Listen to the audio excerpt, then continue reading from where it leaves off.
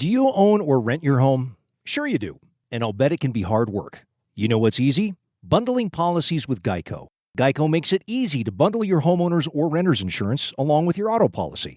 It's a good thing, too, because you already have so much to do around your home. Go to geico.com, get a quote, and see how much you could save. It's Geico Easy. Visit geico.com today. That's geico.com.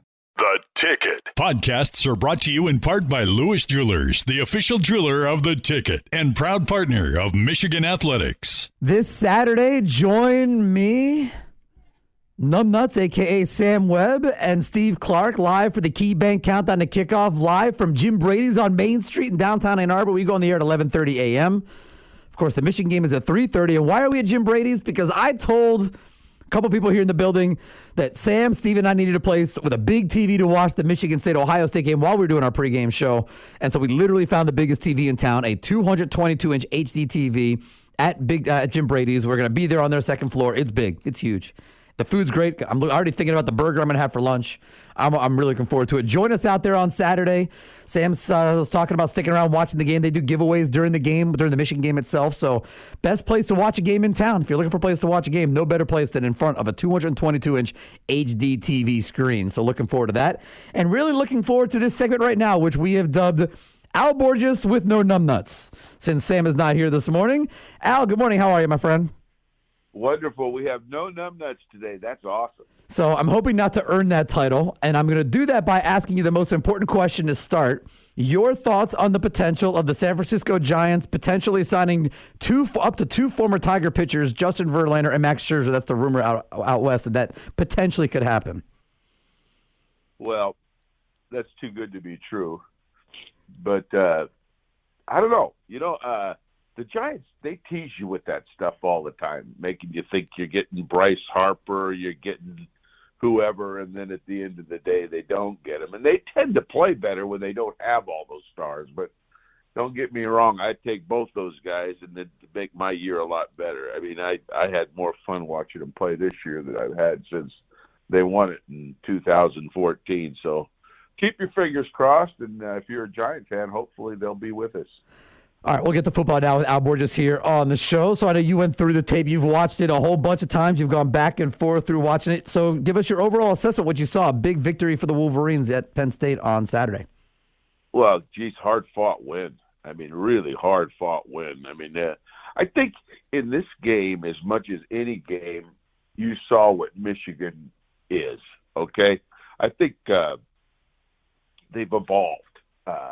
And last year, I know Josh Gaddis had mentioned that he wanted to depend more on the run game, and they've certainly done that. But I think what you've seen Michigan do offensively is become more of a power offense team than a spread offense team. You're seeing, in this game particularly, less RPOs, less zone reads, and that's to accommodate the skill set of the quarterback. Makes complete sense.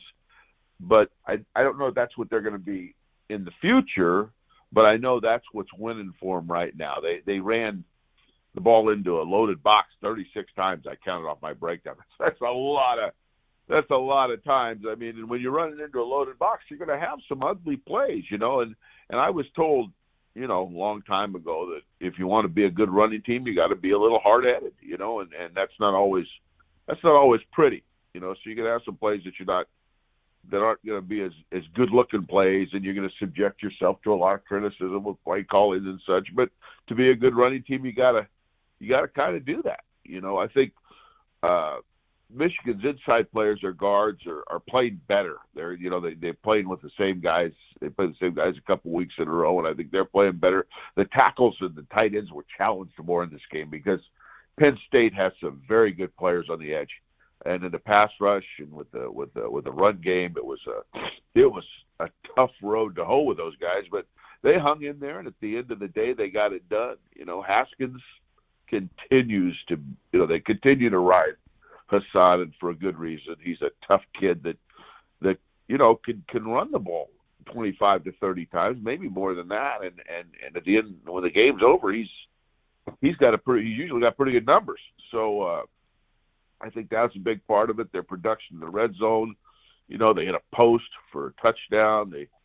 They did a nice job there. They run a little wheel route with a fullback off a play action that they score, or they didn't score, but they got the ball down close enough to score, and then ran a little wedge pass and fooled Penn State. And screen game was there. I mean, they've been a big screening team, but a couple of screens bailed them out of some bad situations, and then the knockout punch with that moldable crossing route going in Eric All, where he really demonstrated some unusual speed for a tight end. That was exciting to see. So, like I said, it's a hard-fought win. It wasn't always a pretty picture to look at, but it was effective. And when you get out of Penn State with a win, you got to be fired up. And when you consider now that's been the third time on the road they've done that, I think they've proven they're a pretty darn good team.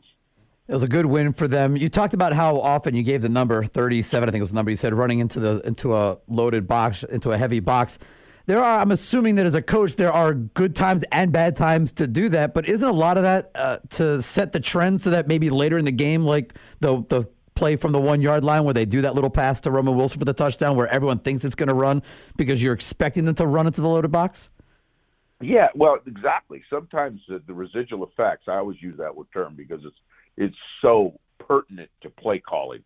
The residual effects of gaining sometimes only 1 or 2 yards can be very, very good because you pull the box up, you pull the core of the defense inside, and there's a lot of open spots in behind the second level of the defense, or sometimes behind the third level of defense if you have pass forcing safeties. Now, they weren't as much that way because they were playing one high defense more often than not, just spinning one safety down into the box. But there was a lot of play passes that were available off some of the runs that they did. You saw a prime example of that down there on the 1 yard line with the wedge pass where they pulled, but they had everybody up in that because they were so tight and they just pulled them up just enough to sneak the ball behind. So, yeah, sometimes you gotta sacrifice a little bit in terms of maybe being second down and 8 or whatever, so you can get a big chunk later on.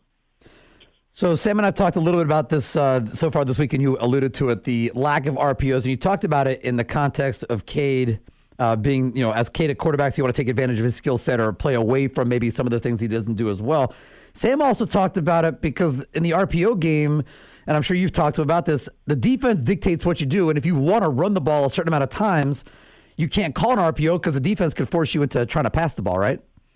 No doubt, yeah. And I think that was a big part of their thinking. I charted 4 run pass options / run control components within during the game. I mean, they ran, I think, 75 or 76 plays, and they only RPO'd 4 times. Now, there's a reason for that, okay? Because they did not want to get into a throw game that was too quarterback dependent, because now you could end up throwing the ball as many as 50 times if they're loading the box 36 times, and you threw it 29 anyway. So now you're into a completely quarterback dependent game, and and you don't want to be that in any game. And I don't care how good your quarterback is, you always want to maintain your balance.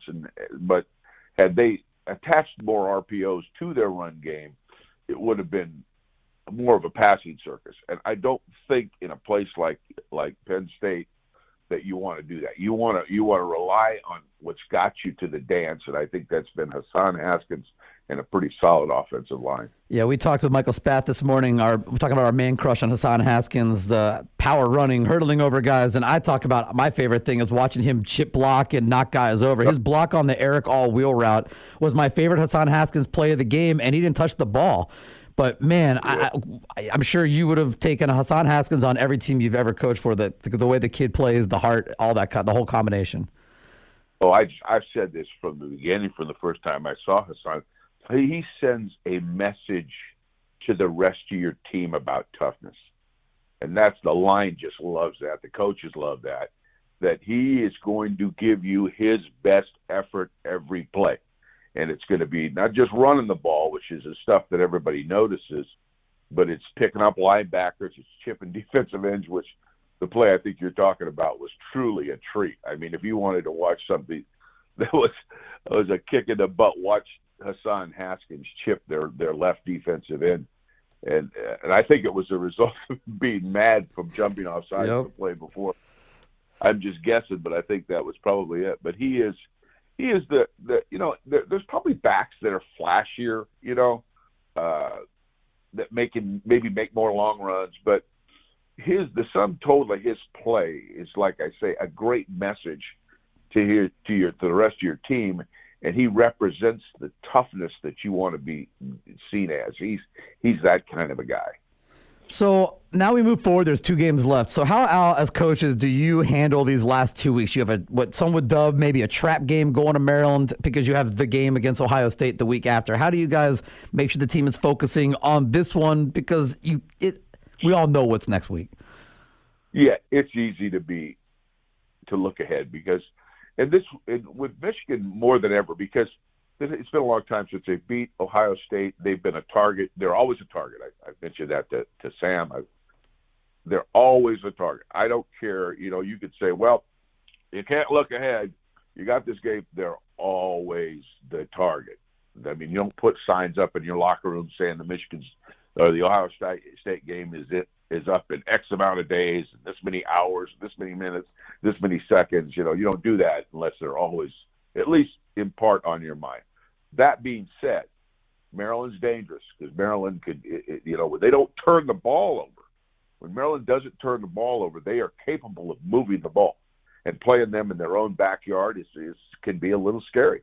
And I think even the game a week ago against Michigan State, I watched that game, and had they, held on to the ball, taken care of the ball, you'd have had possibly a different outcome. So Michigan's going to have to go into the game knowing this is now what's in front of us. We'll take care of this, and then we can, after that we can focus all our energies on the last game of the season.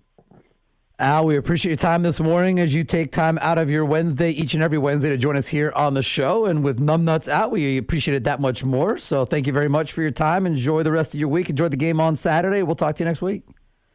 Okay. Yeah. Thank you, Ira. It's such a nice reprieve to not have to deal with Numbnuts today. Always fun talking to Al, and had to talk baseball first because Al's a big baseball guy, and I always love talking baseball with Al, talking football with Al as well. And we'll talk to Al next week here on the show as well. And I also want to remind you again, Saturday, KeyBank Countdown to Kickoff starts at 11:30 a.m. We will be live at Jim Brady's on Main Street in downtown Ann Arbor. I looked at Sam, or actually I think I texted him on Sunday, but I looked at Sam yesterday and I go, Sam, or Monday, don't you want to watch the game? The Michigan State Ohio State game while we're doing the pregame show. Don't you want to watch it on a good TV? Because don't you want to be comfortable watching it on the TV? And the studio is not very comfortable because it's over their shoulder. Sam and Steve would be like looking backwards and barely looking at me and not looking into a microphone. So you guys out there in listener land would barely be able to hear them. And Sam's like, yeah, that'd be a great idea. So we're going to do the show in front of the biggest TV in town. Maybe the biggest TV in the state. 222-inch HD TV at Jim Brady's. I'm already thinking about the burger I'm going to have for lunch. And I'm looking forward to that as well. We want you to join us out there as well. We're going to give away passes. We're going to do a register to win to give away passes to the final Bud Light Victor's Lounge of the season, obviously, which is going to be in 10 days prior to the Ohio State game. Jim Brady's does giveaways when Michigan is playing, so you want to stick around for that as well. There's no better seat in town to watch a Michigan football game than there at Jim Brady's on Main Street in downtown Ann Arbor. Again, 222-inch HD TV plus big screen TVs on both sides of the walls. They also have an additional 100-inch HD TV up at the third level. Yeah, can't beat watching a game at Jim Brady's. And again, the burgers there, as Tom told us, the restaurateur Tom Brady told us a few weeks ago when he joined us on the show, they have a blend of meat they've been using since his grandfather put it together back in the 50s. And it is really good. And I'm looking forward to it. That's my lunch on Saturday. I'm already thinking about it, and it's only Wednesday. Join us on Saturday, Jim Brady's on Main Street for the KeyBank Countdown and Kickoff. Join us on the other side of the break for a hockey conversation with the head coach for the Michigan hockey team, the number 1 ranked Michigan hockey team. We'll get to that next year on the Michigan Insider on Sports Talk 1050 WTK The Ticket. 4Ocean is diving to new depths to clean the ocean and protect our coral reefs. Our mission? Help recover more than 2 million tires that have been damaging crucial marine habitats since the 1970s. The Osborne Reef Bracelet is made with actual pieces of the tires that our crews are recovering. Order yours today and help fund this historic cleanup operation at 4ocean.com.